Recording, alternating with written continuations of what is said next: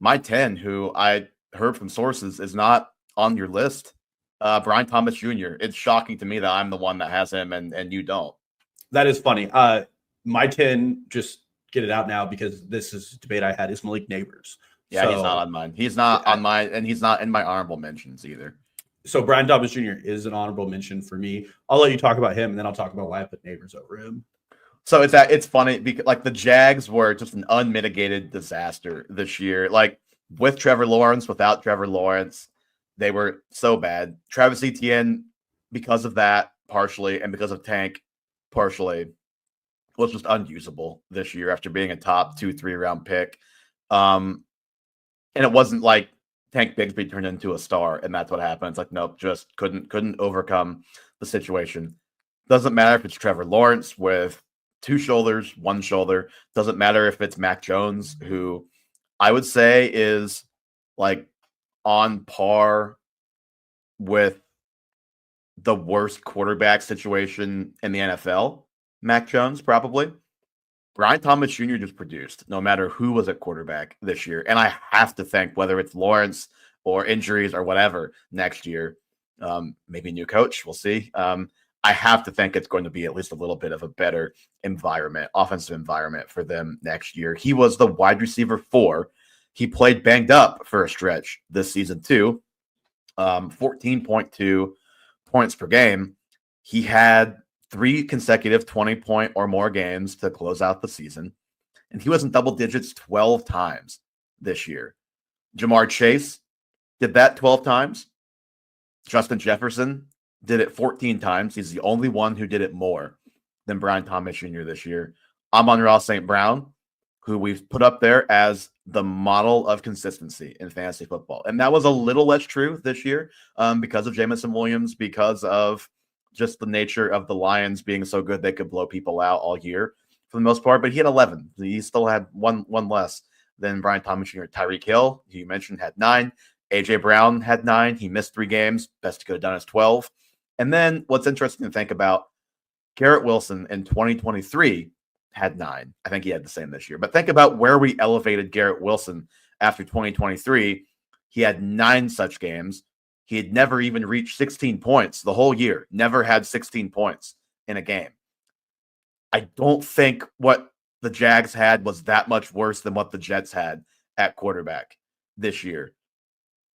And think about where he got elevated to because he got Aaron Rodgers coming off a torn Achilles. Like, Trevor Lawrence can be better than that next year. I didn't go into this expecting to put Brian Thomas Jr. here, but I just couldn't really deny what he's done and what I think he's going to do next season. Yeah, and to anybody listening who doesn't know why this is funny, I own Brian Thomas Jr. in our Dynasty League, and I've been a pretty heavy tout of Brian Thomas Jr. Really, the hair splitter for me on him versus Malik Nabers, the first thing I'll say is if you look at Brian Thomas Jr., if you don't remember, in week 8, he had a chest injury that it was first reported he was going to go on IR. He didn't go on IR. He had back-to-back games with like 1.9 points and like 5 points, had really poor games. If you take out the time that I'm very likely assuming he was injured, Brian Thomas Jr. Puts up an even more stellar season in points per game metrics.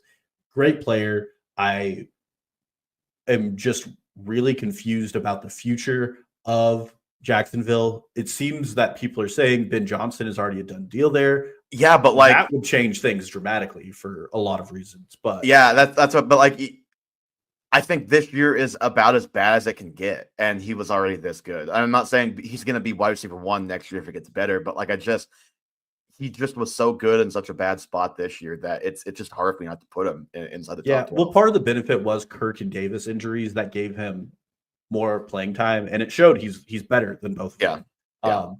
But those are, and again, he's an honorable mention for me. And really, the reason I put Malik Nabers in over this is because despite how bad Jacksonville was, the Giants were worse. Malik Nabers went on to miss 3 NFL games. He still put up 1,000 yards, 5 touchdowns. He had 4 different quarterbacks, and it was the NFL's 29th scoring offense.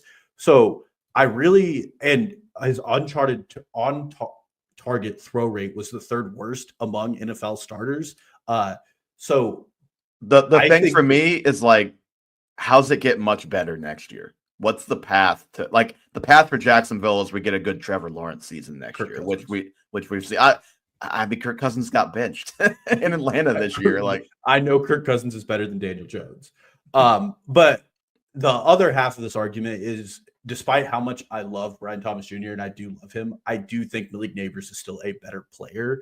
And until Jacksonville doesn't Jacksonville, I won't believe it. But New York's going to continue to New York. Again, these two were both in running for my top 12. I went down with Malik Nabers because there are so many plays when you go back and watch some of his games where you're like, that's an 80-yard touchdown if they just look at him. And he's so open so often. And not that Brian Thomas Jr. doesn't have a ton of those as well, but I do think they are the best two rookies out of this draft class, which was not consensus coming into the season. Yeah. I think right now that's the case. I want to give it another year. I know, obviously, we have to make statements like that because we are doing rankings and things like that. But just long term for me, I still want to give Rome Odunze and Marvin Harrison Jr. I think was, I think he's gone from being propped up as generational to kind of unfairly criticized this year. Like it's kind of crazy how quickly that has turned, but let's just see what happens with both. If you go, I went back and listened. If you go back and listen to our wide receiver reg show, you and I both say we feel like he's going to end it in the top 36. He finishes wide receiver 34, and we would be happy if that happened and that he was being taken too early for the player he is. So it is pretty funny. And there is a ton of criticism around him that I don't think all of it is well deserved. Yeah.